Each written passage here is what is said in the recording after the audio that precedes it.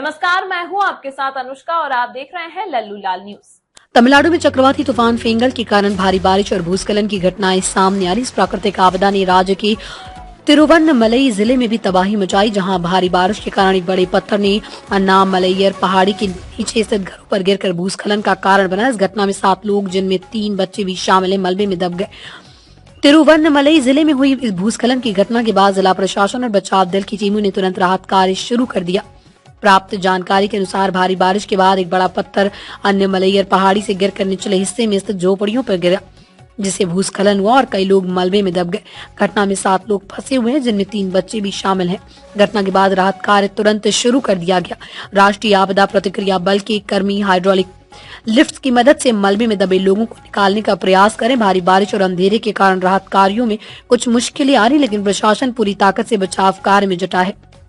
दमकल और बचाव सेवा विभाग के एक अधिकारी ने बताया कि अन्नामलैयर पहाड़ी के निचले हिस्से में स्थित झोपड़ियों पर एक बड़ा पत्थर गिरा, जिसके बाद भूस्खलन हुआ।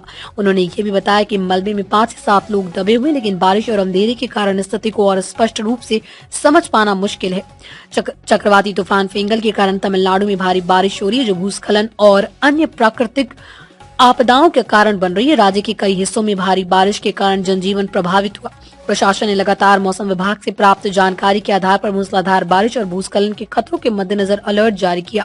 प्रशासन के अधिकारियों ने कहा कि चक्रवात फेंगल के कारण भारी बारिश के बावजूद राहत का कार्य जारी है।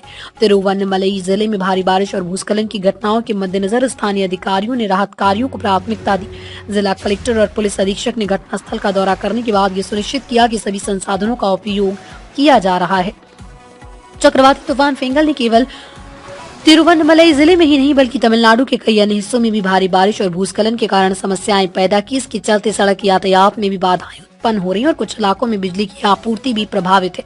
मौसम विभाग ने चक्रवाती तूफान फेंगल के प्रभाव के कारण तमिलनाडु में अगले कुछ दिनों तक भारी बारिश की संभावना जताई है। राज्य के तटीय इलाकों में तटीय लहरों का खतरा है और आंधी तूफान की चेतावनी भी जारी की गई।